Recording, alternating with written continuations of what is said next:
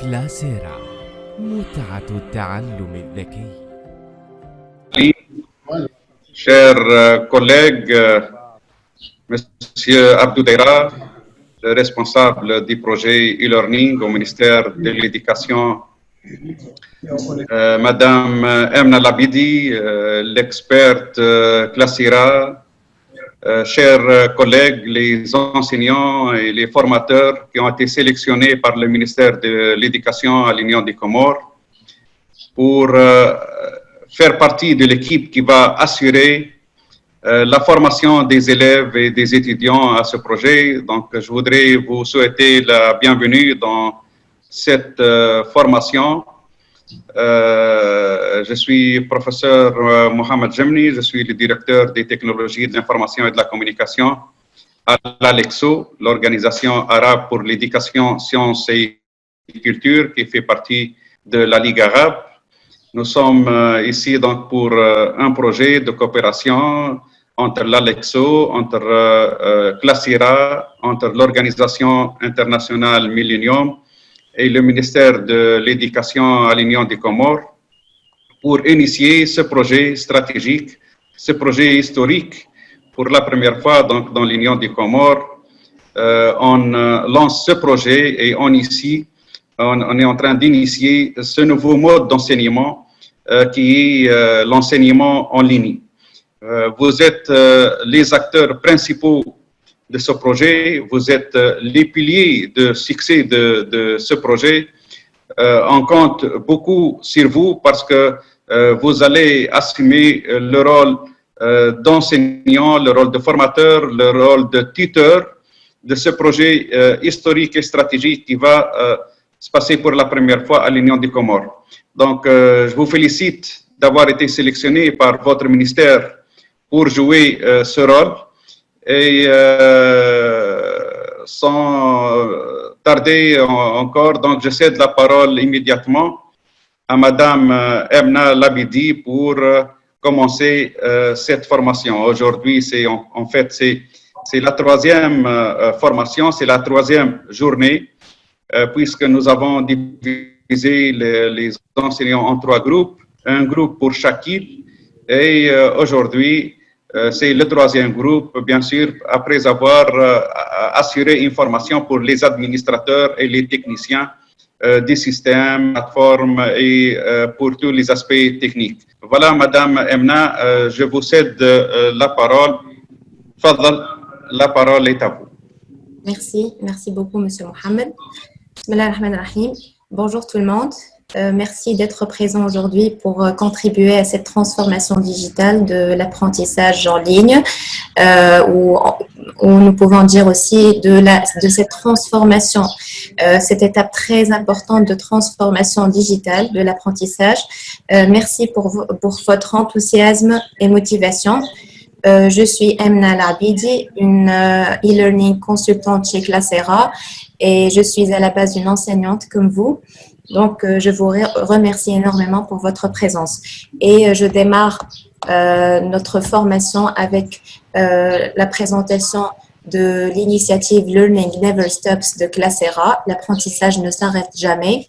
Donc, en tant que leader mondial des projets innovatifs de l'éducation et au sein du Silicon Valley, Classera a lancé l'initiative Learning Never Stops, partant de l'expérience qu'elle a acquise à travers les projets nationaux et internationaux. Donc, en partenariat avec nos partenaires stratégiques qui sont Microsoft, HP et d'autres entreprises locaux, nous assurons et nous offrons la solution de l'apprentissage à distance à travers les classes virtuelles. Donc, nous sommes situés dans plus que 14 pays, en Moyen-Orient, en Extrême-Orient et en Afrique. Et notre siège social est aux États-Unis. Donc, Classera a lancé plusieurs projets de transformation digitale et a obtenu différents prix, tels que le Bet World, où elle a été sélectionnée parmi les trois premiers établissements du monde entier et aussi elle a eu le prix de Learning Award, où elle a été choisie parmi aussi les 3 entreprises mondiales de transformation digitale de l'apprentissage, et aussi sans oublier le prix Jess Award, où elle a été sélectionnée la meilleure Innovation e-learning software. Elle a eu la première place à l'échelle mondiale dans les projets de l'innovation. Donc, ce qui caractérise le plus cette solution Classera, ce système, c'est cette complémentarité qu'elle offre. Donc, cette solution est globale. Elle comporte plusieurs services et intègre les différents utilisateurs, donc les différents types d'utilisateurs, les différents intervenants dans le processus éducatif. Donc, elle est complémentaire en termes d'utilisateurs et aussi en termes de services. En termes d'utilisateurs, puisqu'elle offre la possibilité de se connecter et d'interagir en tant qu'enseignant, élève, chef d'établissement, coordinateur pédagogique, conseiller, etc. Et en termes de services, puisque c'est plus qu'un LMS, c'est aussi un système d'information qui permet de gérer les informations des apprenants, des emplois du temps, des dossiers scolaires, etc. Ça permet aussi la gestion de comportement des élèves, la gestion de l'absentéisme, la gestion des cours, bien sûr, c'est-à-dire le suivi et établissement des rapports. Donc, quand on dit le suivi et établissement des rapports, c'est-à-dire que cette plateforme est intelligente. Donc, cette plateforme est intelligente et adaptative car elle offre une analyse intelligente qui permet le suivi et de la progression des élèves à travers un tableau de bord. Aussi, elle offre un contenu adaptif pour chaque élève. Je cite encore que cette plateforme a un service très important qui est la reconnaissance faciale qu'on utilise pour la connexion, pour l'authentification, pour le passage des examens et pour la gestion de la présence en classe. Donc, je peux parler aussi de système de bonification offert par cette plateforme. Donc, Classera incrémente l'ensemble des points de l'élève ainsi que l'enseignant à chaque fois qu'ils interagissent avec le système. Et donc, ces points-là sont rajoutés dans la carte Classera pour l'enseignant ou bien l'élève. Cette carte ressemble à une carte Visa.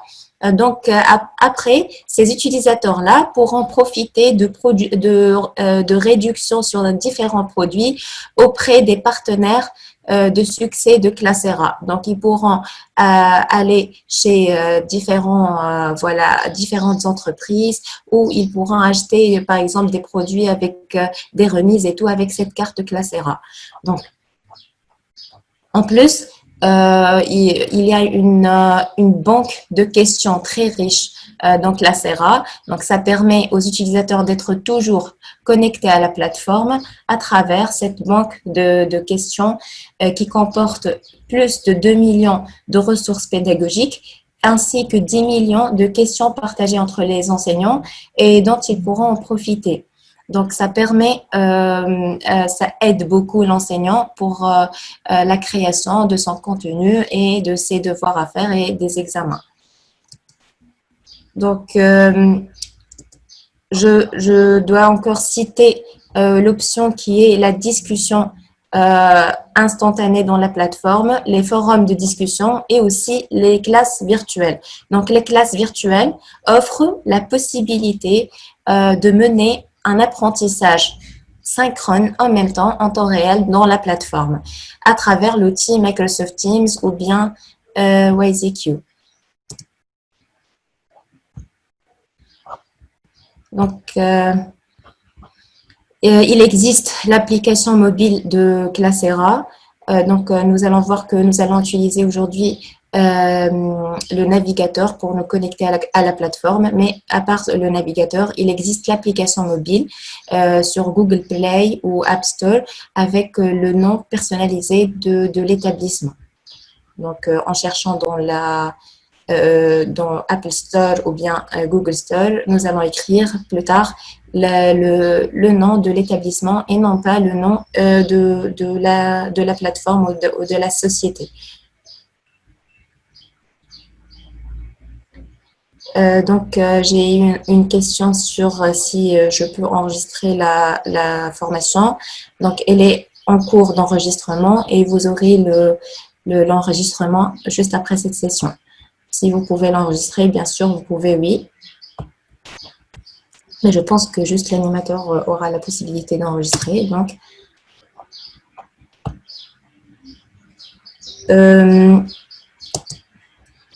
voilà, Classera est une école virtuelle. C'est un espace numérique de travail et d'échange entre tout type de personnes impliquées dans le processus éducatif.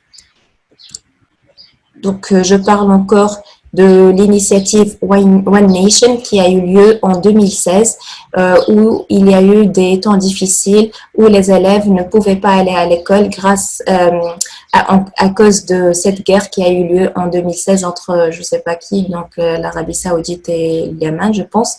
Et donc, les élèves ne pouvaient pas aller à l'école. Donc, Classera a pu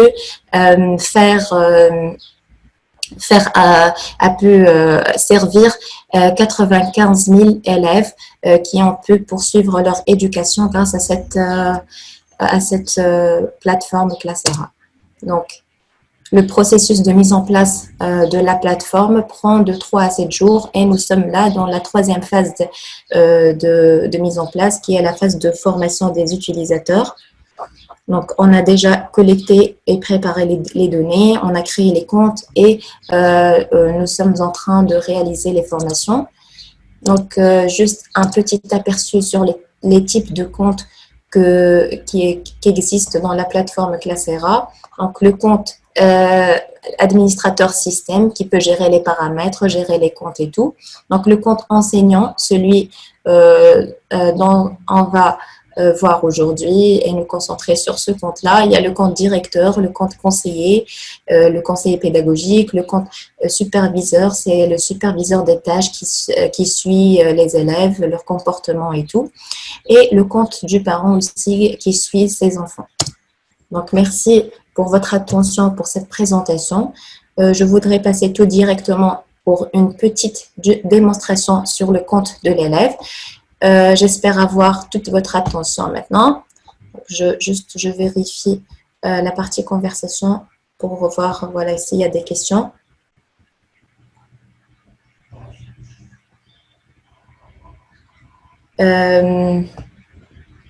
Donc, j'ai déjà envoyé l'enregistrement. Il est là, donc vous allez le recevoir au plus tard aujourd'hui, je pense. Donc, voilà l'interface de l'élève.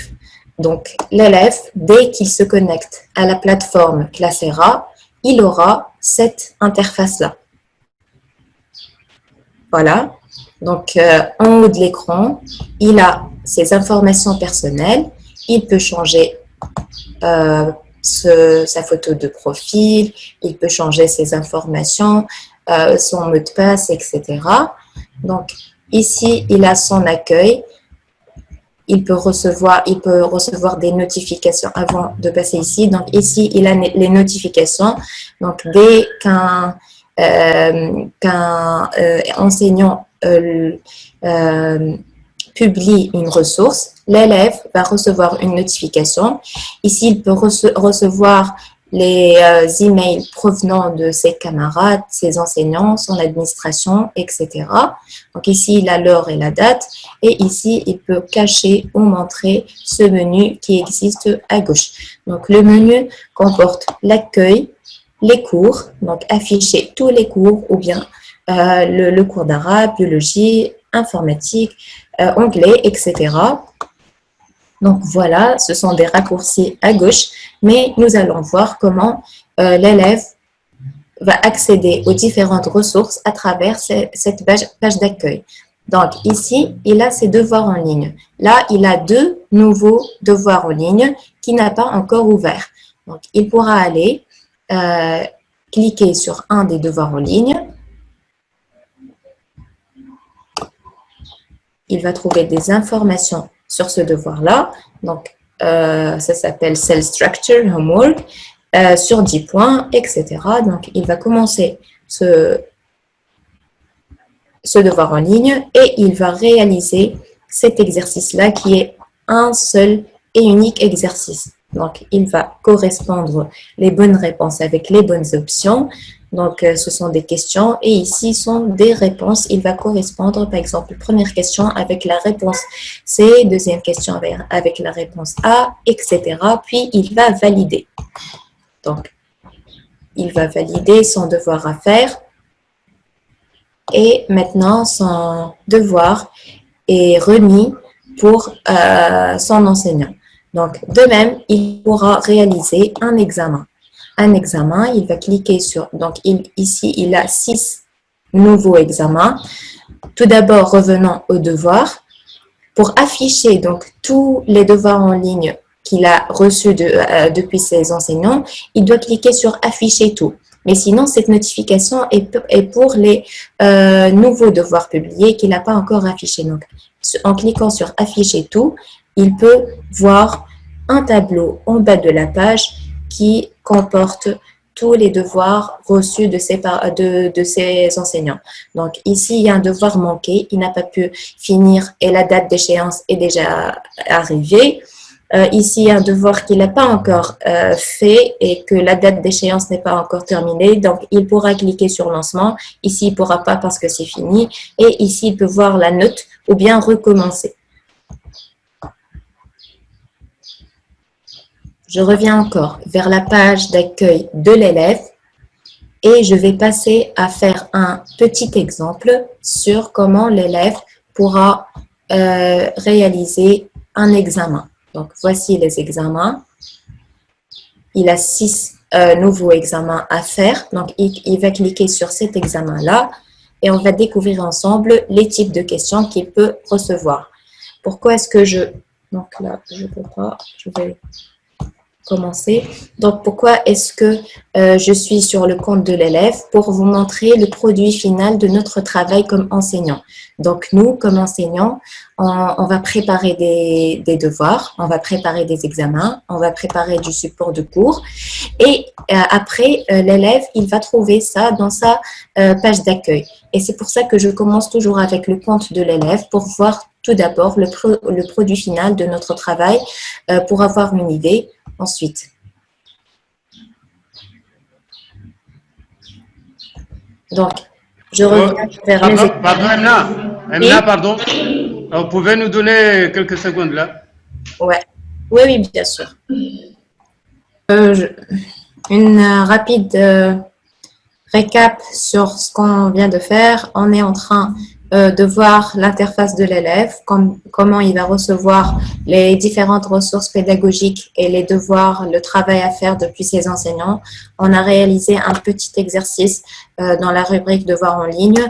Maintenant, on va passer pour faire un examen publié par un enseignant de français nommé les articulateurs logiques. Ce devoir, cet examen en ligne est nommé les articulateurs logiques. On va commencer le devoir et on va avoir ici les questions dans cet examen-là. Donc, première question, c'est de compléter les vides. Donc, ce premier vide correspond à ce premier pointillé.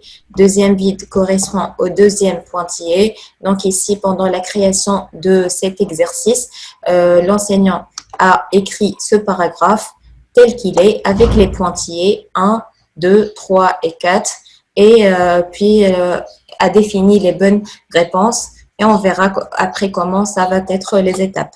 Donc, pour ce deuxième type de question, c'est identifier dans une image. Donc, on a une image et l'élève va choisir une bonne zone. Donc, identifier le muscle fléchisseur en contraction. Donc, il va cliquer sur cette zone de l'image. Ensuite, la question de correspondance, celle qu'on a faite dans le devoir en ligne. Donc voilà, il va correspondre les bonnes options avec les bonnes réponses. Ensuite, c'est une question de choix multiple où il existe une seule réponse correcte. De même pour ces 3 questions ou 4 questions qui suivent. Ensuite, c'est une question de case à cocher où il existe ici 2 réponses correctes. Donc, il va choisir les 2 bonnes réponses. Une question ouverte, une question d'essai où l'enseignant pose une question et l'élève va répondre en insérant sa voix. Par exemple, voilà ma réponse. Et puis, il va confirmer et là, l'élève a répondu avec un message vocal. Ensuite, il pourra aussi répondre en insérant une image, en insérant sa réponse écrite, en insérant une formule mathématique, scientifique, etc. Donc, il pourra utiliser les équations mathématiques qu'il va trouver ici, ou il peut insérer une note manuscrite. Donc, ça nous sert beaucoup dans la matière mathématique ou bien dans les matières scientifiques d'insérer ces notes manuscrites et le système va le transformer en écriture de clavier.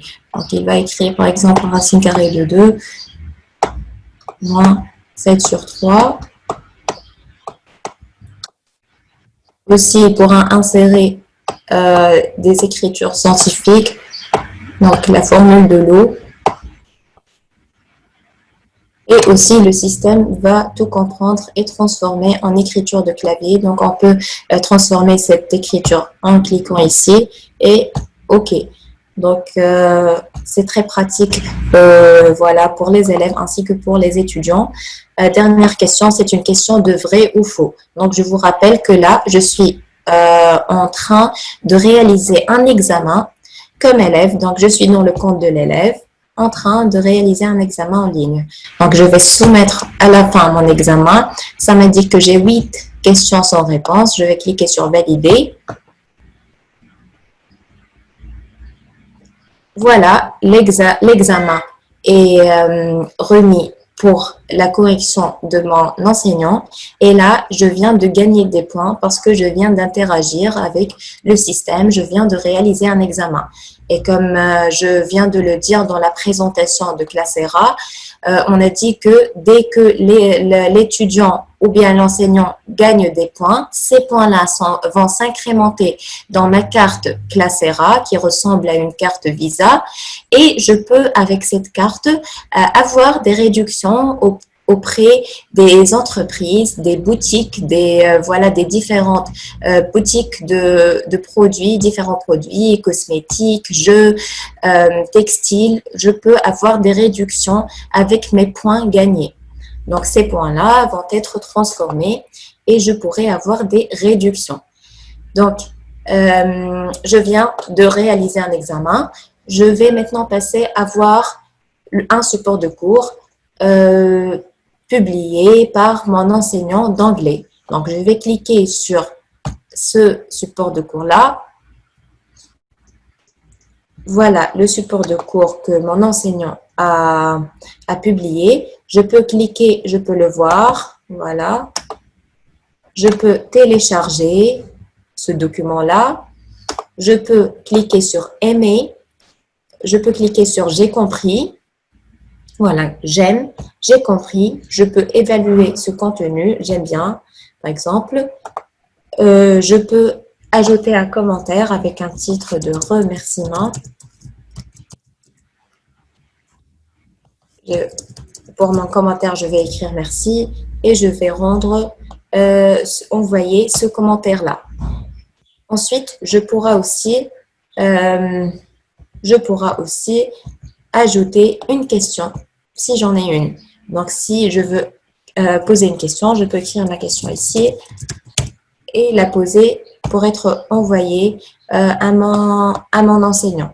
Donc, je reviens toujours à la page d'accueil. Je suis avec le compte de l'étudiant, de l'élève. j'ai vu comment accéder pour voir un support de cours, pour voir et réaliser un examen, pour voir et réaliser un devoir. Là, je vais voir les conférences vidéo publiées par mes professeurs pour les différentes matières encore. Il y a ici une conférence vidéo pour les mathématiques, une conférence vidéo pour la langue anglais, une conférence vidéo pour la langue française.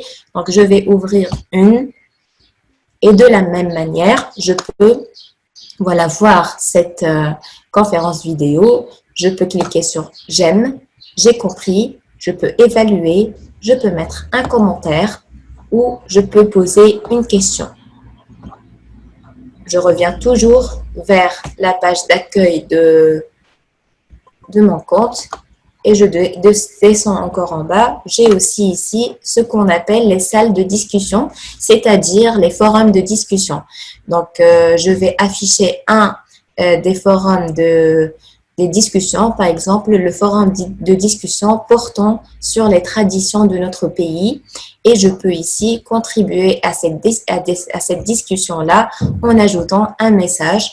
Donc, je peux, ou bien, comme d'habitude, il y a cette zone de texte qui s'affiche à chaque fois que l'élève ou l'enseignant aura besoin d'insérer un texte. Donc, il a cette zone de texte très riche d'options qu'il pourra utiliser ou il peut enregistrer sa réponse en enregistrant cette voix. Voilà, c'est un message vocal. Sa réponse en enregistrant cette voix. Voilà. Il peut aussi insérer un lien, une formule de chimie, une formule mathématique, une image, un tableau, voilà, ici, des caractères spéciaux, etc. Donc, c'est une zone de... En plus, ce que j'aime le plus ici comme enseignante, c'est que l'élève pourra insérer des notes manuscrites.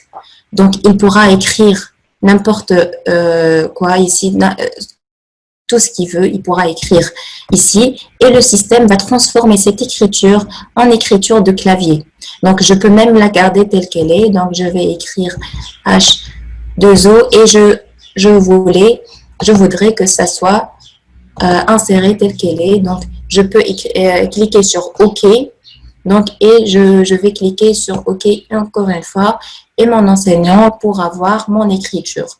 Donc, je peux répondre oralement en insérant mon écriture manuscrite ou bien en insérant du texte, tout simplement,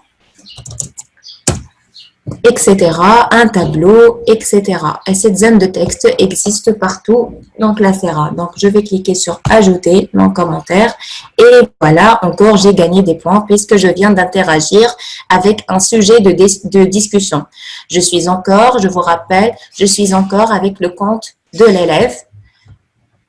Donc, et je ne veux pas tarder sur ce compte-là parce que ce qui nous intéresse aujourd'hui, c'est le compte de l'enseignant. Mais juste, je voulais vous montrer comment l'élève pourra interagir avec le système Classera, avec le contenu publié par ses élèves. Donc, je passe tout directement voir maintenant le compte de l'enseignant, ce qui nous importe le plus. Donc, je vais vous montrer comment vous connecter à la plateforme. Donc, je dois aller ouvrir mon navigateur. Allez sur l'adresse fr.classera.com. Je vais la noter ici dans la partie conversation. Donc, fr.classera.com.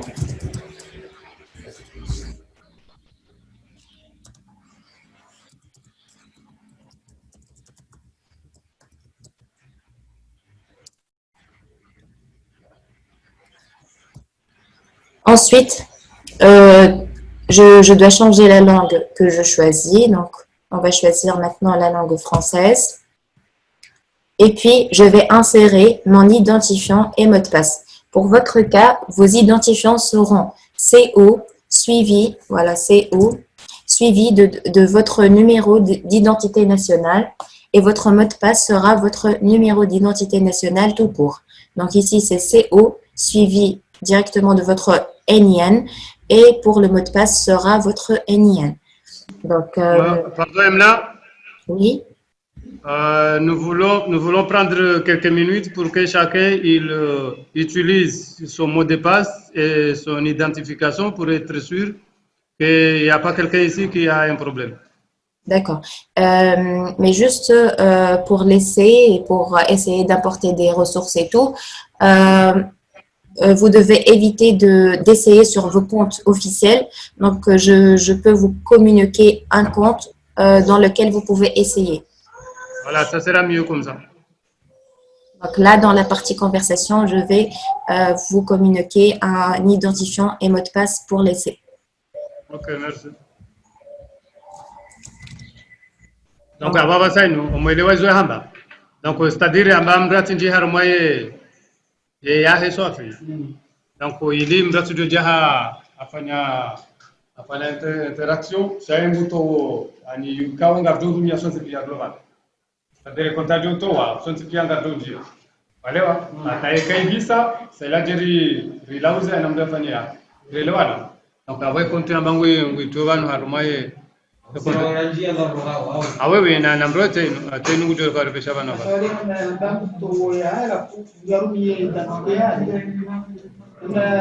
Ah, c'est-à-dire que tu continues à tu continues à nambro ya ni yori rume sofia.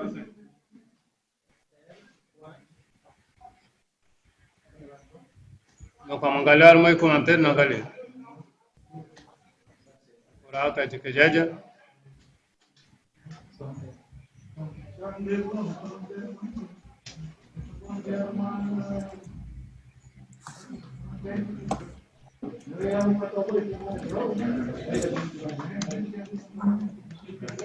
Donc voilà, je vais vous communiquer ce compte-là pour essayer avec. Donc le compte sera... Donc, abonnement galé continue. Oui, oui, là, je suis en train de l'envoyer. Je suis en train de l'écrire. L'identifiant. Donc, avant ça, nous allons préparer à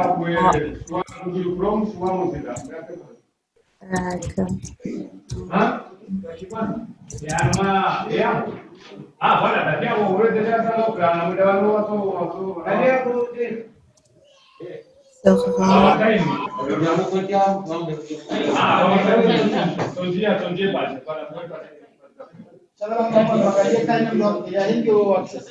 Ah, yo dio la foto rambe shamba kana rumia basai. Bala na rumia ila ilo bala ngamo ya grandissé. Donc à ça le mot de passe sera comme 1, 2, 3, 4, 5, 6 sans étoile. Donc je vais le réécrire.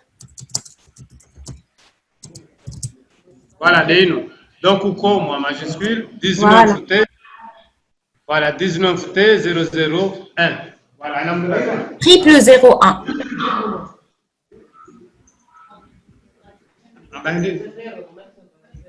Oui, oui, 001. 19T. Oui, oui, 19T 0001. 301.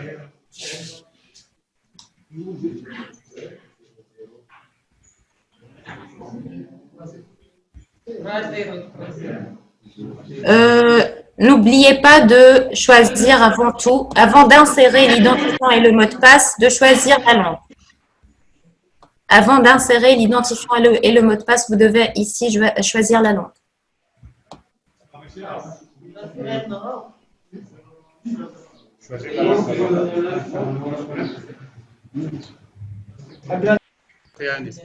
Oui, Emna, vous pouvez commencer. D'accord. Donc, dès que je me connecte comme enseignant à ma page d'accueil, donc vous remarquez ici que il existe mon profil. Je peux le modifier en ajoutant, par exemple, une photo de profil. On peut cliquer sur cette zone ici et je peux importer une photo de profil depuis mon ordinateur. Ensuite, je peux aussi modifier mes informations personnelles. Donc, voilà, ma photo est bien importée. Je peux aussi modifier mes informations personnelles, mon identifiant, mot de passe, mes préférences de format de date, etc. Je pourrai aussi modifier ces différentes informations sur le renseignement personnel, les informations de contact, les compétences et tout. Vous pouvez les exploiter individuellement. C'est juste à ajouter vos informations. Et puis, j'ai ici l'établissement auquel j'appartiens. Donc, maintenant, on appartient à l'école expérimentale avec ce compte-là. Juste, on est en train d'expérimenter, d'essayer. Donc, ensuite, je pourrai avoir les notifications et la boîte aux mails, les emails provenant des différents utilisateurs de la plateforme. J'ai encore ici la date et l'heure et avec ce menu-là, je peux cacher ou montrer ces raccourcis à gauche de l'interface. Donc ensuite, contrairement à l'élève, je vous rappelle qu'il reçoit dans sa page d'accueil les travaux à faire, les supports de cours et tout. Alors, pour l'enseignant, il a les matières qu'il enseigne, les disciplines aux différents niveaux.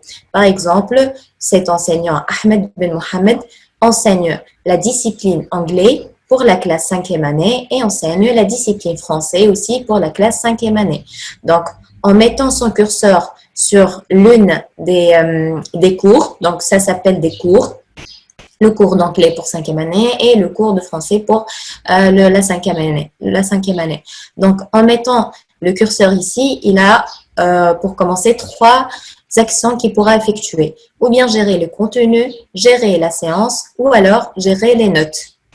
Donc, juste avant de commencer, on a aussi dans la page d'accueil la boîte aux lettres, les salles de discussion, les bibliothèques de notre école, le calendrier scolaire et la validation des notes.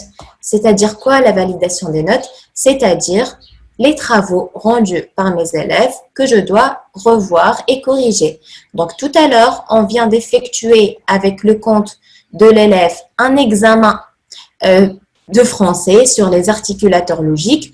Donc là, comme enseignant, j'ai reçu ce travail dans la partie validation des notes. Je pourrai ensuite aller la revoir et la corriger et la noter. Donc, on va commencer avec mettre le curseur sur un des cours, et cliquer sur gérer le contenu. Pourquoi?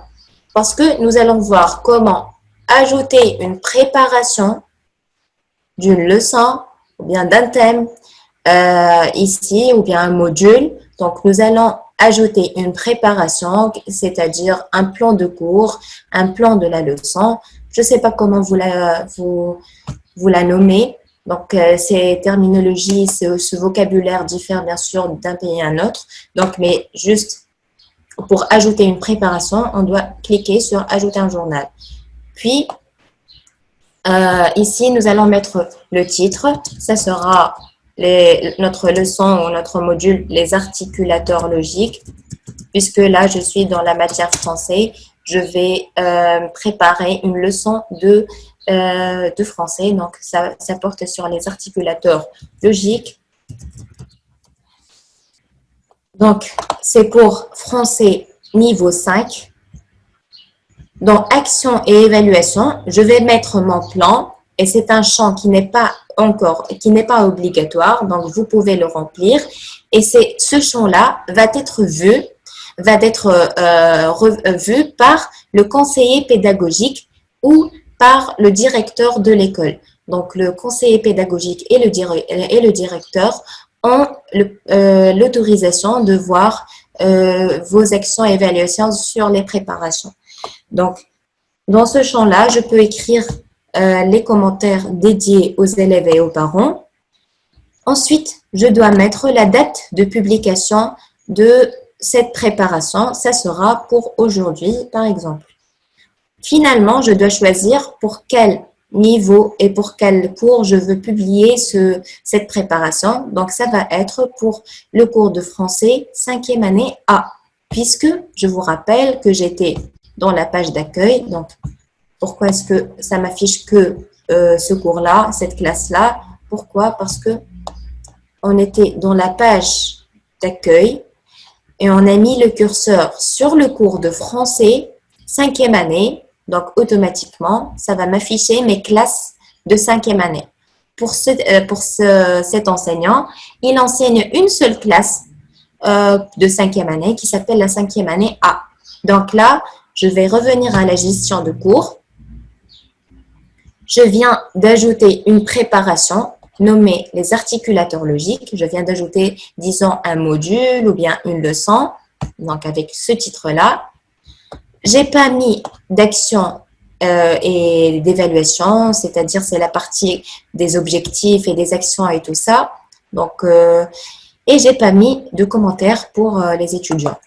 Sous ce thème-là, donc ici je suis sous le thème des articulateurs logiques, je pourrais ajouter des conférences vidéo, des supports de cours, des salles de discussion, des salles de classe intelligentes, des devoirs, des examens et du contenu dans les bibliothèques supplémentaires. Donc,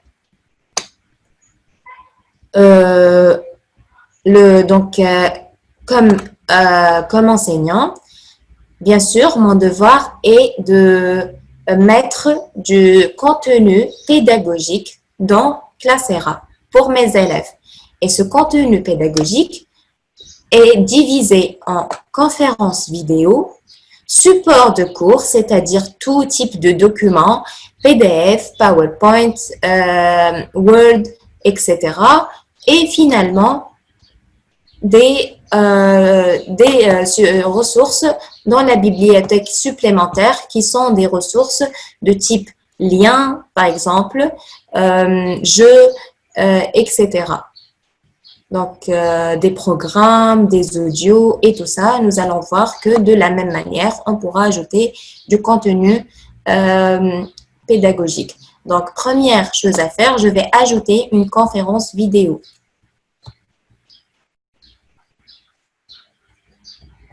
Je vais mettre le titre, une description, si j'en ai une, et je vais importer ma vidéo depuis YouTube en insérant le lien ici, ou bien depuis Vimeo aussi en insérant le lien, ou bien depuis mon ordinateur en choisissant un fichier. Donc, je vais importer une vidéo depuis YouTube et je vais choisir ce lien-là. Donc, on doit copier le lien de la vidéo. Ensuite, je dois mettre la date de publication. Donc, je vais mettre pour aujourd'hui. Ensuite, je vais choisir de partager ce contenu dans aucune bibliothèque, ou bien dans la bibliothèque de mon école, ou bien dans la bibliothèque de Classera. Et si je clique sur aucun, bien sûr, cette vidéo sera visible que par mes élèves, mon conseiller pédagogique, mon inspecteur et mon directeur. Donc, si je la partage dans l'école, ça peut être vu par tous les utilisateurs de l'école. Et si je la partage dans la communauté Classera, ça va être public pour tous les gens qui utilisent la plateforme Classera. Donc, final step, c'est de sélectionner pour quelle classe je veux la publier, puisque je suis un enseignant de la 5e année A seulement. Donc, ça m'affiche qu'une seule classe. Si j'étais un enseignant d'une classe de 5e année A, 5e année B, 5e année C, donc ça va m'afficher mes 3 classes ici et je vais sélectionner les classes pour lesquelles je veux publier ce contenu. Et enfin, je vais cliquer sur télécharger. Donc, récap, là, je viens de créer un thème ou bien une leçon nommée les articulateurs logiques. Et sous cette leçon, je viens d'importer une conférence vidéo. Donc, de la même manière, je peux ajouter du support de cours, ajouter le titre pour ce support de cours, la description. Je peux choisir une photo de couverture pour ma... Non, ici, je dois choisir... excusez-moi, je dois choisir le fichier lui-même. Donc, voici les types de fichiers acceptés dans la partie support de cours, Doc, PowerPoint, PDF, Excel, RAR, Zip, etc. Donc, je vais importer un fichier depuis mon ordinateur. Disons que c'est un fichier PowerPoint, par exemple, portant sur les articulateurs logiques et je vais l'ouvrir. Donc, j'ai mis le titre, j'ai importé le fichier et je peux choisir une photo de couverture pour mon fichier et finalement, je dois choisir, comme d'habitude, toujours, je dois choisir la date et l'heure de la publication de... Donc, je vais cliquer ici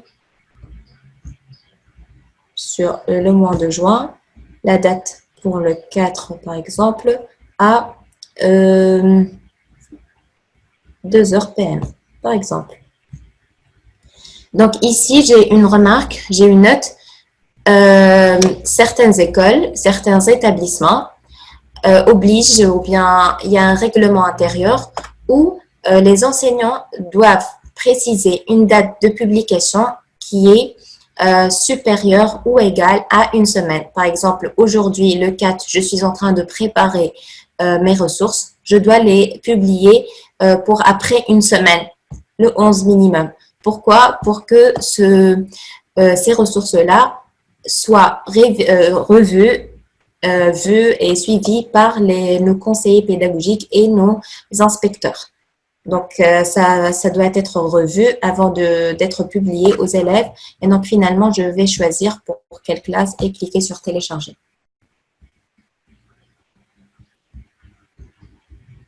Donc, ça me ramène vers la bibliothèque de Classera. Donc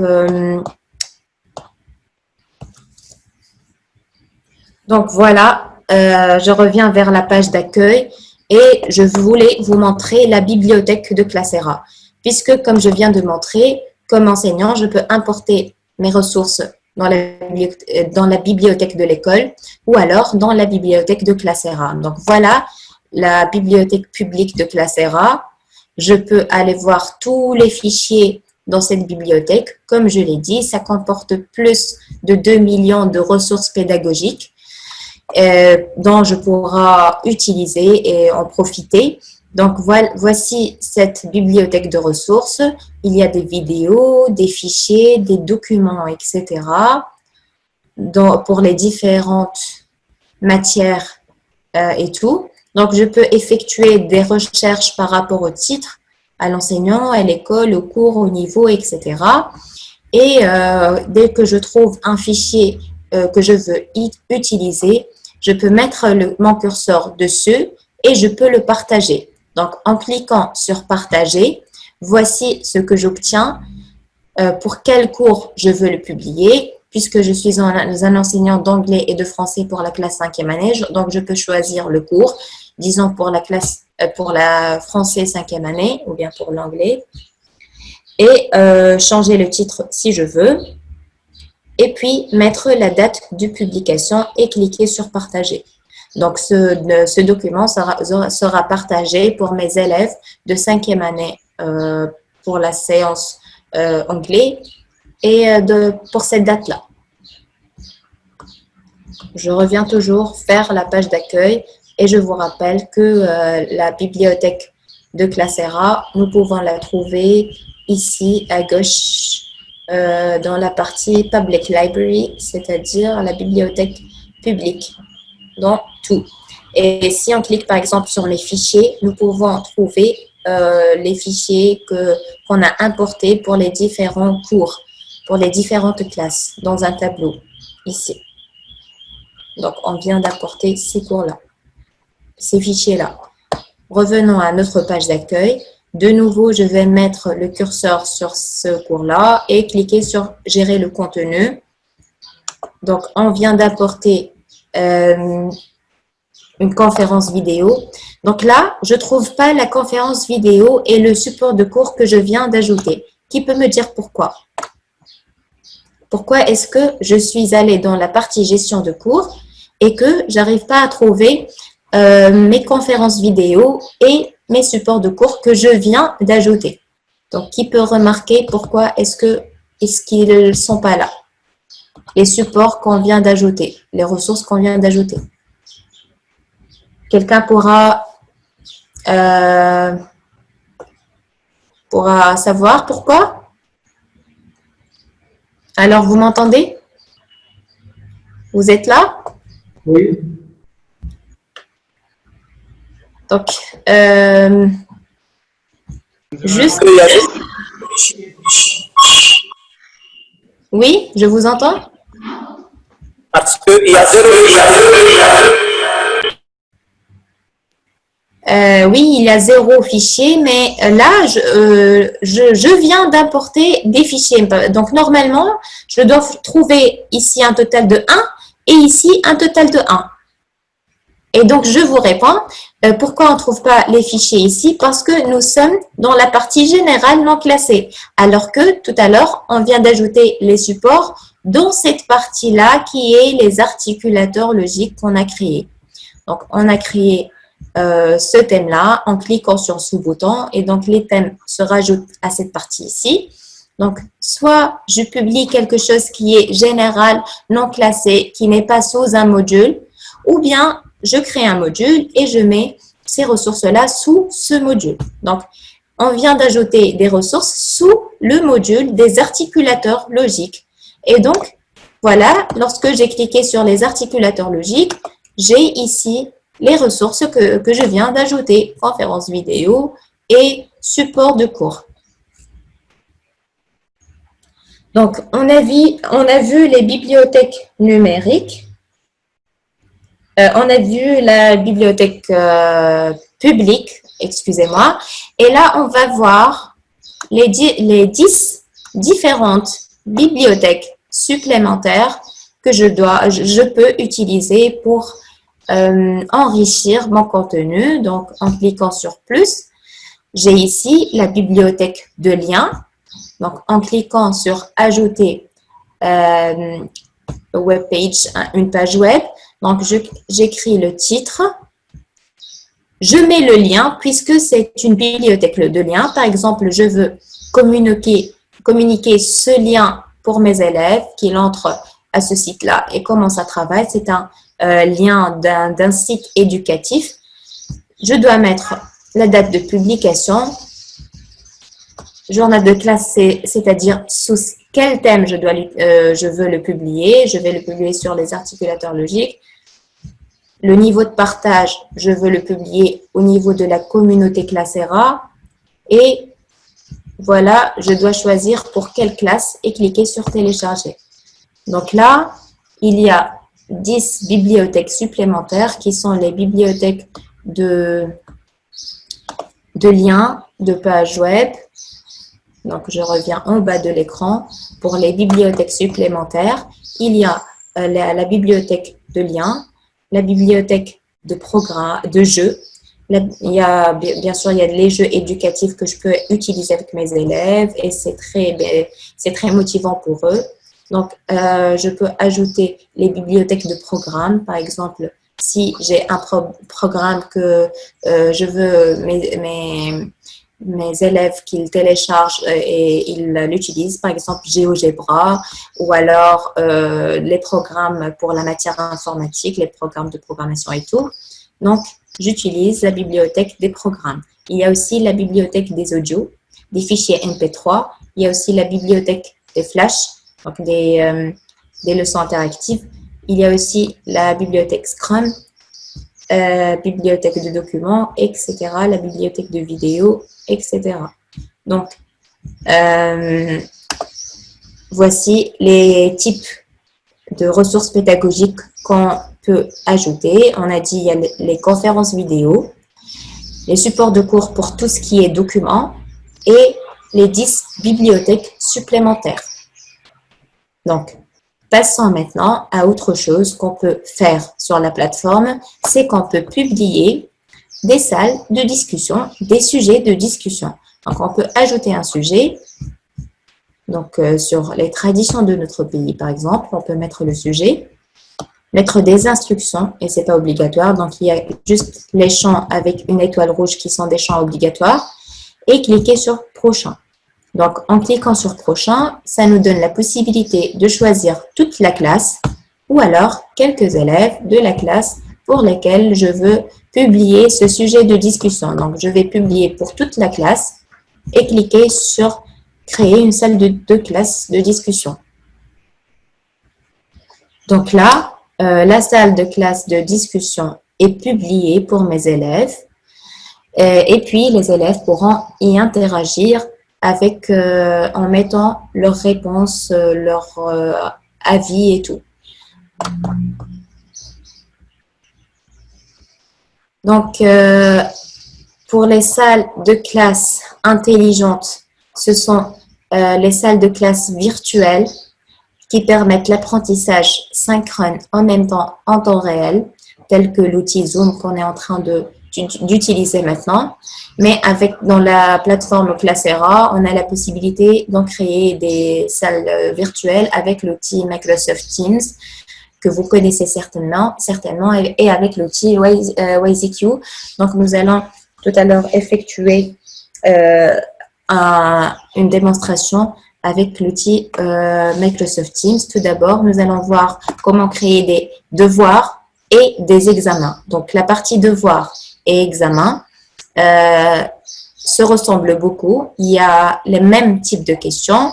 Ils sont similaires, sauf que la partie examen nous permettra d'effectuer des statistiques et de suivre l'avancement des élèves et aussi d'effectuer la reconnaissance faciale. Donc, si nous choisissons l'option reconnaissance faciale ou verrouillage du navigateur, l'élève ne pourra pas ouvrir d'autres fenêtres lors du passage d'examen et aussi l'ordinateur va le surveiller avec la cam. Donc, il pourra pas tourner la tête, il pourra pas avoir quelqu'un auprès de lui pour l'aider.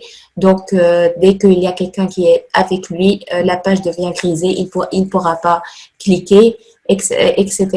Donc, on va créer un examen puisque de la même manière, on peut créer un devoir. On va créer un examen. On doit choisir le type d'examen. Ici, il y a plusieurs types qu'on pourra en parler dans une autre formation peut-être.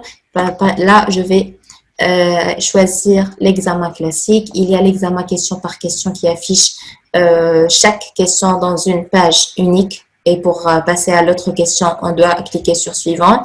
Il y a l'examen de pièces jointes où il n'y a pas de question, mais il y a l'énoncé et juste on doit importer un fichier où il existe nos réponses.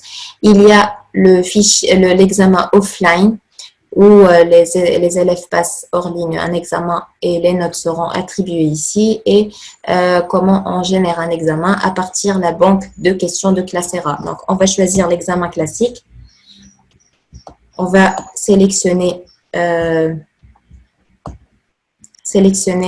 pour qui l'examen doit être publié, puisque là, on est dans la classe 5e année français A. Donc, c'est bon, on doit sélectionner toute la classe ou alors on peut publier pour certains élèves. Donc, on va choisir toute la classe et cliquer sur prochain. Donc, je vais rafraîchir ma page, créer un nouvel examen. Donc, je vais sélectionner toute la classe et cliquer sur suivant.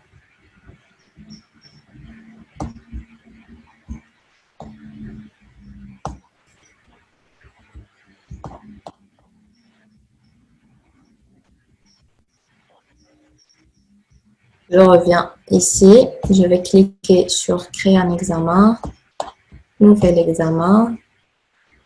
Et je vais, voilà.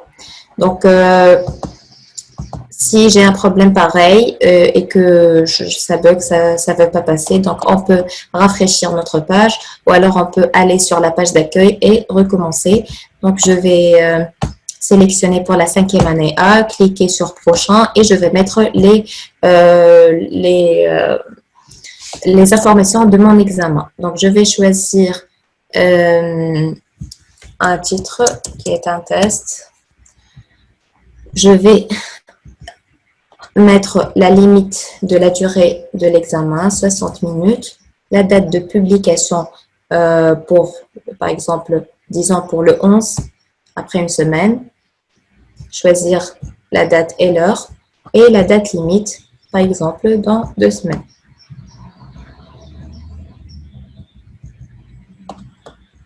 C'est un examen et je peux cliquer sur directement, je vais créer les questions ou alors plus d'options. Donc, je vais cliquer sur plus d'options pour vous montrer les options existantes. Je peux activer la reconnaissance faciale durant l'examen.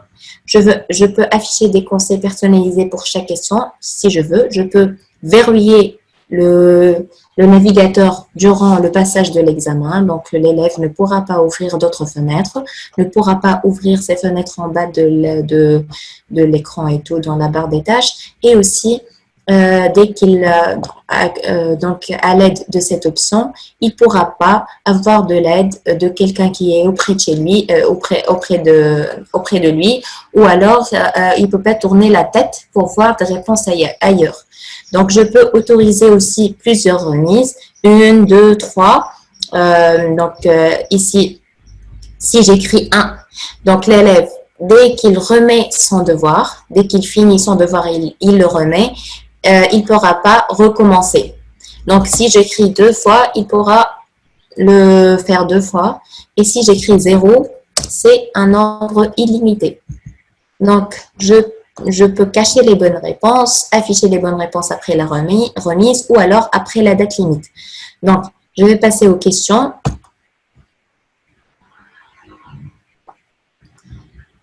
Voici, je suis dans la page. Là, je viens de créer un examen qui est encore vide. Juste, j'ai mis des informations sur l'examen. Et là, je vais créer les questions de mon examen. Il y a 7 types de questions, vrai ou faux, choix multiples, essais, etc. Donc, on va essayer 2 types de questions et de la même manière, on peut créer les autres questions. Donc, on va essayer par une question d'essai, une question ouverte. Je dois préciser et dire que voilà, cette question, elle est facile, moyenne ou bien dure. Je dois mettre toujours le texte de la question et je vais importer depuis un examen que j'ai déjà préparé. Donc, je vais choisir une question qui pourra être une question ouverte. Voilà.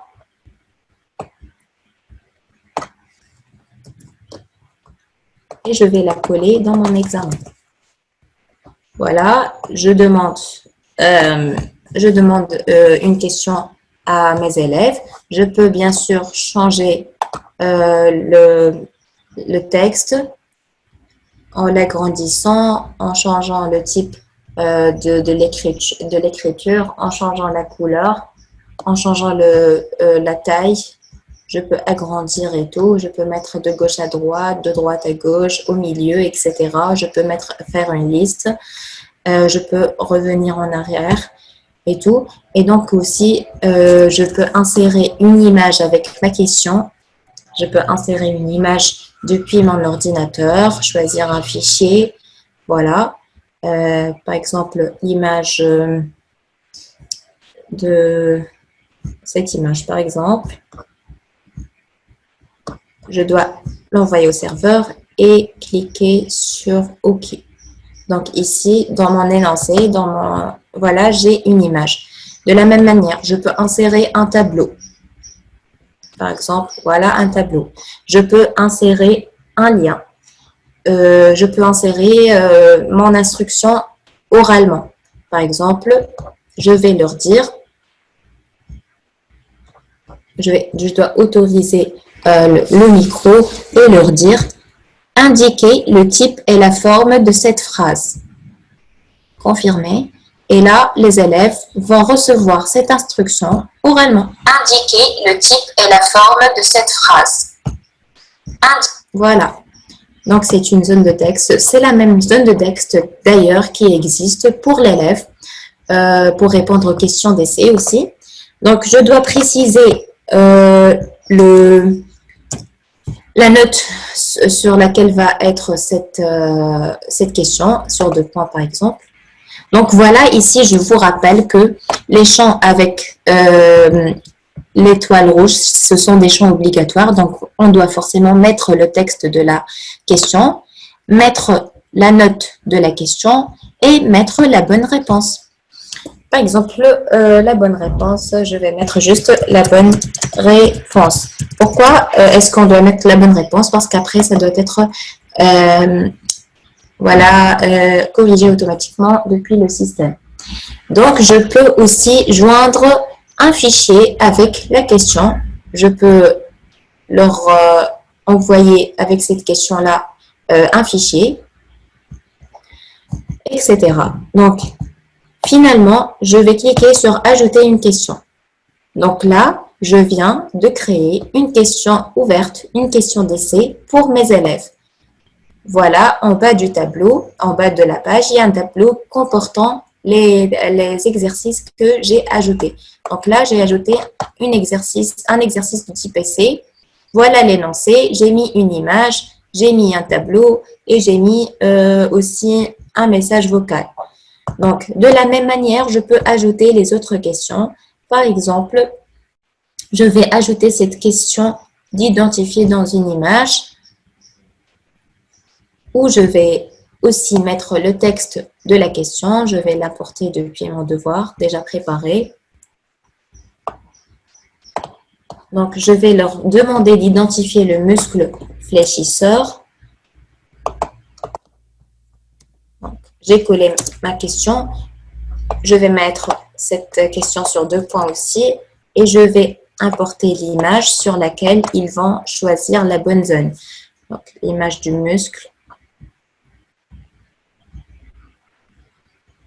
Bien sûr, je dois définir la zone correcte. Donc, je vais leur dire que voilà, l'élève doit cliquer quelque part ici. Ensuite, cliquer sur créer et ma question est créée. Donc, comme je viens de dire, je vais trouver la question ajoutée ici. C'est la deuxième question, identifier dans une image, etc. Donc là, de la même manière, je pourrais ajouter les autres types de questions qui sont des questions de vrai ou faux, des questions de choix multiples, correspondance, compléter le paragraphe et réponse de sélection multiple, c'est-à-dire il peut y avoir ici plusieurs réponses correctes, alors que dans choix multiple, une seule réponse va être correcte. Donc, est-ce que jusqu'à présent, tout est clair pour vous? Donc, dans la partie participants ici dans Zoom, il y a les boutons en bas de la liste des participants. Vous pouvez cliquer sur « Oui » si c'est clair jusqu'à présent. Vous pouvez cliquer sur « Non » si ce n'est pas clair.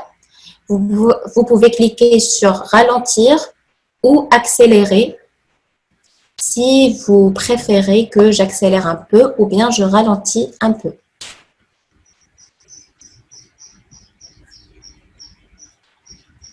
J'attends un peu vos retours avant de continuer parce que j'ai besoin de savoir vos retours par rapport à ma présentation. Est-ce que c'est bon? Est-ce que c'est compris? C'est non? C'est pas clair? Etc.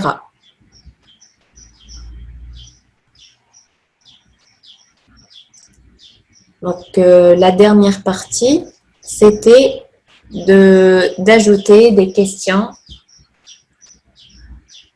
Donc, la dernière partie, c'est-à-dire ajouter des questions.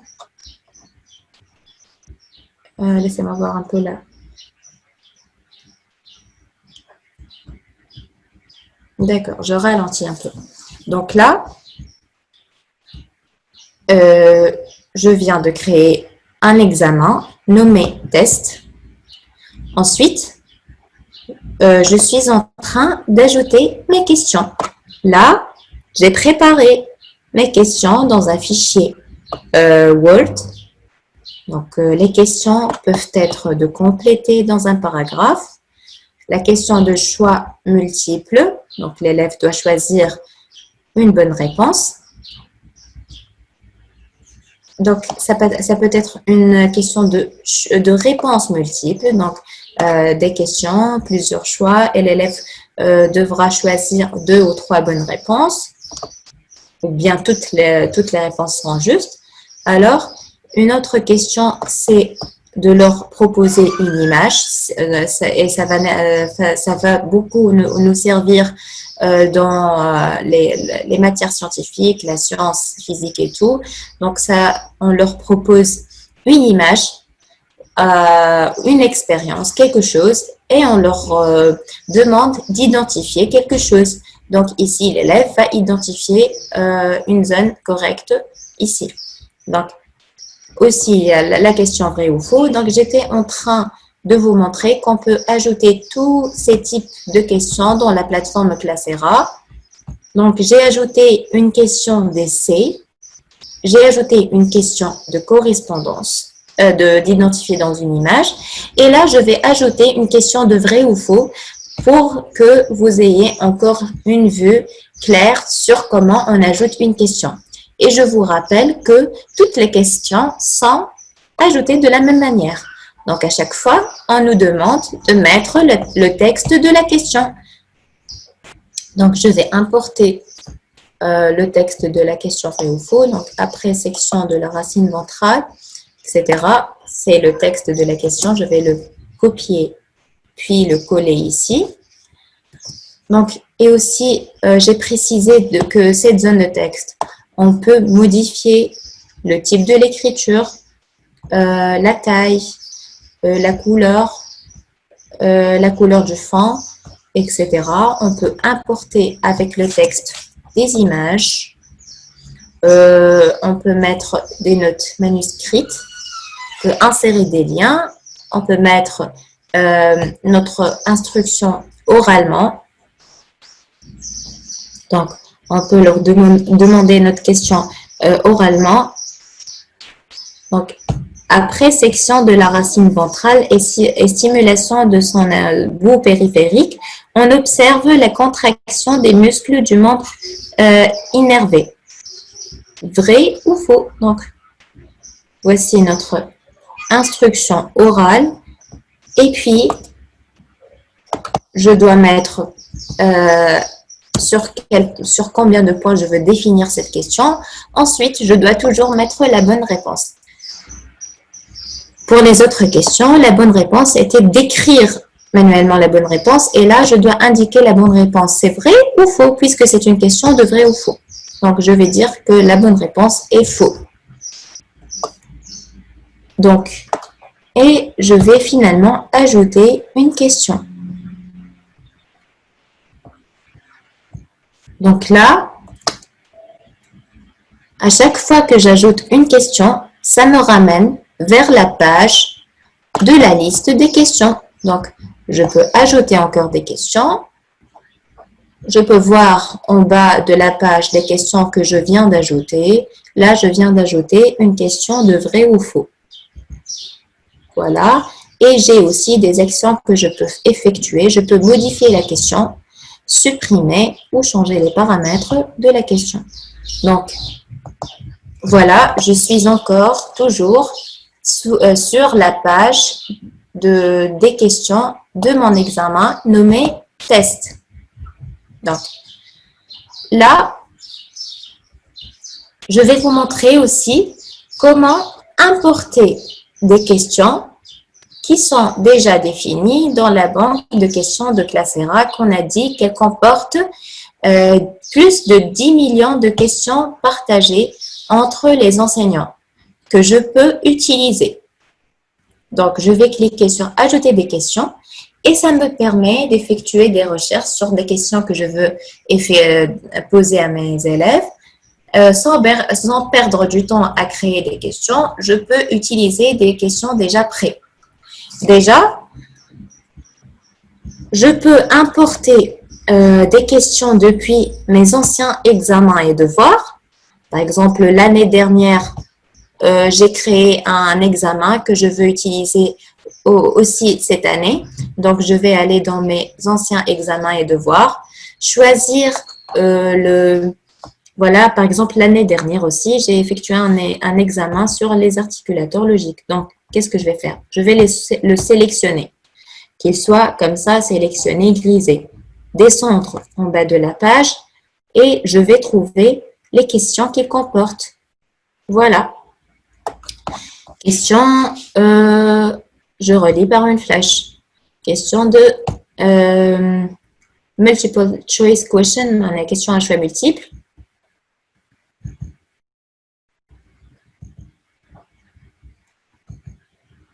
Donc, ces questions-là, je choisis les questions que je veux importer. Donc, j'ai ici la question sur combien de poids et la bonne réponse. Ensuite, je peux cliquer sur « Ajouter des questions sélectionnées pour le devoir actuel ». Donc, voilà, les questions sélectionnées ont bien été ajoutées avec succès. Je clique sur « OK ». Je peux retourner à mon examen ou alors je peux encore naviguer pour rechercher d'autres questions. Donc, à part mes anciens examens, je peux trouver la banque de questions de Classera qui comporte, on l'a dit, plus de 10 millions de questions partagées entre les enseignants. Je peux importer des questions depuis le programme américain et depuis la banque de questions des groupes scolaires. Donc là, on est en train d'afficher les questions, la banque de questions de Classera. Voilà. Et je peux de la même manière importer, voilà, elle est en train de se charger ici.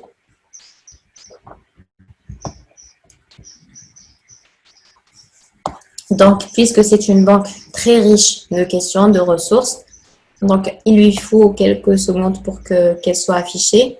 Voilà, j'ai 27 400 pages et je peux naviguer, choisir quelle matière sciences, computer, etc. Je peux aussi effectuer des recherches avec le cours. Par exemple, si je suis un prof de sciences, je vais écrire sciences ici. Et un petit moment, et puis voilà, c'est écrit chargement, c'est en train de charger un petit moment. Et puis les cours, tous les cours de sciences de Classera, tous les examens portant sur le sciences vont être affichés. Donc, vous remarquez que la plupart des ressources ici sont des ressources en arabe ou alors en anglais, puisque leurs programmes sont comme ça. La plupart des écoles utilisant Classera sont des écoles qui suivent un programme anglais ou bien arabe, le programme américain et tout. Donc, vous allez trouver peu de ressources avec la langue française, mais en arabe et en anglais, il en existe beaucoup.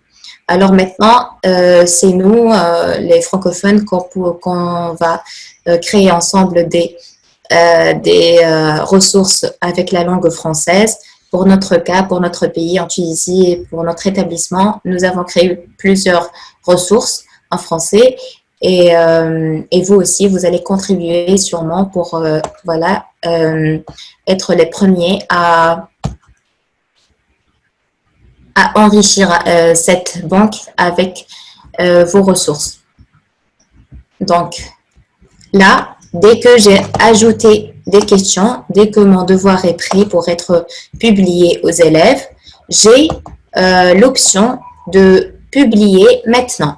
Puisque en créant l'examen, on a précis une date de publication dans une semaine ultérieure. Donc là, je peux à tout moment changer mon avis et cliquer sur publier maintenant. Donc, voulez-vous vraiment publier l'examen maintenant? Je vais dire oui.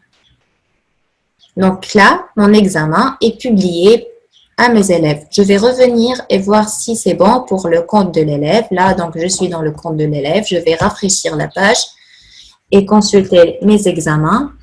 Donc, les examens étaient 5, ils sont devenus 6. Je vais dans la deuxième page et je vais trouver l'examen nommé test qui vient d'être publié pour la langue française. Donc là, je viens de créer un examen avec mon compte enseignant, nommé test.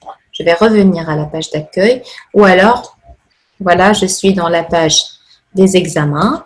J'ai un examen nommé test, un examen nommé les articulateurs logiques pour la 5e année A français. Donc, j'ai une option très importante, celle de cliquer sur aperçu pour voir comment le devoir ou bien l'examen sera publié pour les élèves. Donc, voilà, c'est la première question.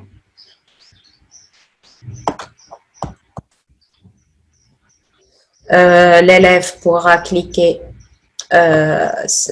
ici et mettre sa réponse. L'élève pourra choisir la zone correcte. L'élève aussi doit choisir entre vrai ou faux, etc. Donc là, je suis comme enseignant et je suis en train d'apercevoir la version finale de l'examen. Je vais revenir à la page des examens.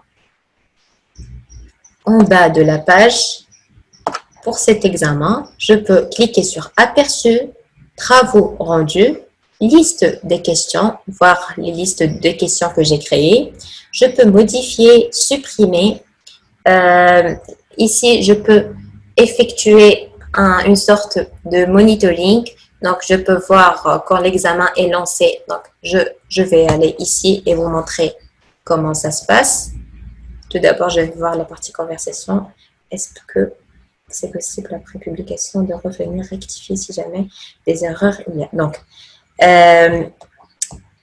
Donc si l'examen est déjà publié, donc je ne pourrai pas modifier l'examen que lorsque j'annule la publication. Et si par exemple, j'ai publié cet examen et que certains élèves ont travailler l'examen, réaliser l'examen, si j'annule la publication, leur travail aussi sera annulé. Donc, c'est beaucoup risqué, c'est trop risqué, mais c'est faisable. Donc, si par exemple là, mon test est déjà publié, si je constate qu'il y a quelques erreurs que je dois changer, je peux cliquer ici sur la partie des actions et cliquer sur modifier. Donc, ça va m'indiquer que voilà, si vous souhaitez modifier ce devoir, vous devrez d'abord annuler sa publication. Attention, le rappel ou bien l'annulation d'un devoir supprimera les travaux rendus des élèves. Donc, si je clique sur annuler la publication, j'annule la publication pour modifier les informations ou bien, voilà, après modification des informations, je clique sur approuver les modifications.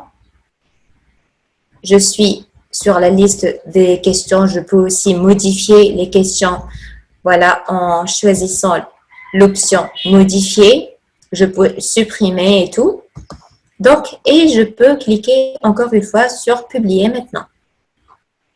Et le devoir sera publié une autre fois. Donc, c'était la question. J'espère que j'ai bien répondu à votre question et j'espère que c'est clair maintenant. Donc, parfait,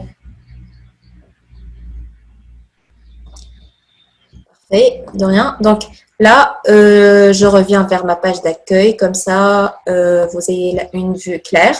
Donc, je vais revenir sur la partie gestion de cours, de contenu. Je vais toujours revenir là sur le thème que j'ai créé au début de la formation. Et je vais descendre en bas pour voir ce que j'ai ajouté pour cette leçon. Pour cette leçon, j'ai ajouté une conférence vidéo, un support de cours, une salle de discussion. Et j'ai déjà plusieurs salles de discussion. Je n'ai pas encore ajouté de salle de classe intelligente, mais j'ai ajouté plutôt un examen. Donc, l'examen que j'ai ajouté, je pense que je n'ai pas précisé que c'était sous. Donc, voilà, il est ajouté ici, l'examen test. Il était général, non classé. Donc, généralement, les examens sont généraux. Ils portent sur plusieurs thèmes, non seulement sur un seul thème. Donc, si l'examen ou le devoir porte sur le thème ce thème-là, par exemple, on va aller sous ce thème et ajouter l'examen. Ou alors, si l'examen est global, il va être généralement classé. Donc, je reviens ici. Donc, de la même manière que j'ai préparé un examen, je peux aussi préparer un devoir exactement de la même manière. Je voulais juste vous montrer comment l'enseignant pourra suivre le travail de ses élèves. Donc, je vais cliquer sur cet examen-là. Je vais aller à la liste des examens et je vais cliquer sur l'option, voilà, l'option moniteur, c'est-à-dire le suivi. Donc, ici, je peux voir tous les élèves, tous les examens, tous les travaux rendus. Voilà, ce sont tous les élèves. Je peux voir leur temps de résolution, leurs notes et les informations sur ces élèves-là. Donc, je peux aussi voir les travaux soumis, rendus. Donc, il n'y a pas encore de travaux soumis. Donc, je peux voir les travaux qui sont en cours de résolution et qui ne sont pas encore essayés. Donc là, tout le monde n'a pas encore commencé. Donc, j'ai toute la liste dans cette partie-là. Je peux voir ceux qui sont en train de réaliser. Donc là, je vais aller comme élève. Je me suis connectée comme l'élève aide. Je vais commencer à réaliser ce devoir-là. Donc, puisqu'on a annulé la publication, donc je dois rafraîchir la page comme élève et je vais revenir ici pour cet examen-là. Donc, je vais commencer à faire mon examen. Donc là, j'ai le temps qui s'écoule, qui se décrémente, puisque l'enseignant a défini cet examen pour 60 minutes. Et là, je vais revenir à ma page d'enseignant et je vais aller sous la rubrique résolution et je vais trouver maintenant l'élève Eden qui est en train de réaliser son devoir. Voilà. Donc, je finis à réaliser l'examen comme élève. Donc, j'écris n'importe quoi. Je réponds aux questions. Je réponds aux différentes questions. Et puis, je vais soumettre mon devoir. Rendre, c'est-à-dire rendre le devoir. Je vais répondre aussi ici avec une réponse. Et finalement, je vais choisir ça et cliquer sur soumettre. Donc, toujours, c'est une notification sur, ou bien un avertissement, disons, un avertissement que j'ai 3 questions sans réponse. Je vais cliquer sur valider. Je vais bien sûr, première chose, je vais gagner des points comme élève qui vont s'incrémenter dans ma carte Classera.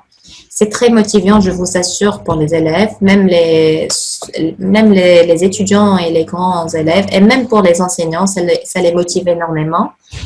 Donc, d'avoir une sorte voilà, une concurrence dans l'école qui est l'enseignant qui a eu plus de points et tout. Donc, dans notre école, dans notre établissement utilisé, toujours les meilleurs enseignants ont des cadeaux à la fin de l'année et tout. Donc, là, voici le travail de l'élève. Je vais me connecter comme enseignant. Je vais revenir sur la page des examens et je vais voir ce que je peux faire pour ce devoir-là. Donc, je peux voir les travaux rendus par ici.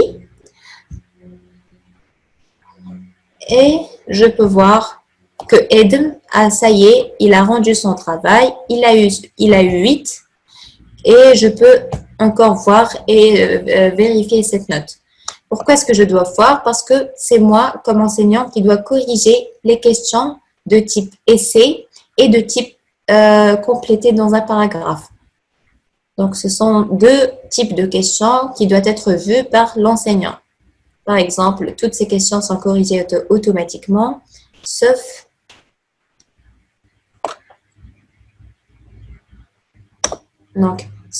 par exemple, cette question, il y a la réponse de l'élève que je dois noter. Je vais mettre 2 sur 2 par exemple, etc. Et puis enfin, je peux mettre des commentaires et je peux noter le travail. Comme ça, le travail est rendu avec une note et c'est marqué pour moi ici, c'est bon. Donc, voilà pour la partie des devoirs et des examens. Donc, premièrement, on a vu la partie des ressources pédagogiques, des documents, vidéos, des bibliothèques. Ensuite, on a vu comment ajouter une activité ou bien devoir ou bien examen. C'est toujours de la même manière. Et là, donc, dans la partie validation des notes, on reçoit toujours les travaux des élèves. Donc, pour la partie devoir, activité et examen, sont des exercices, disons, interactifs. Donc, l'élève va répondre et rendre ces exercices et là, on va les valider. Donc, maintenant, nous allons passer à une autre partie qui est la salle de classe virtuelle. Donc, je vous propose d'avoir 1 minute de pause et puis espérons qu'on va nous concentrer sur cette dernière partie qui est une partie juste bref, rapide sur comment créer une salle de classe virtuelle en utilisant l'outil Microsoft Teams. Donc, est-ce que ça vous convient d'avoir 1 minute de pause ou alors est-ce que vous voulez qu'on continue directement pour ne pas perdre du temps?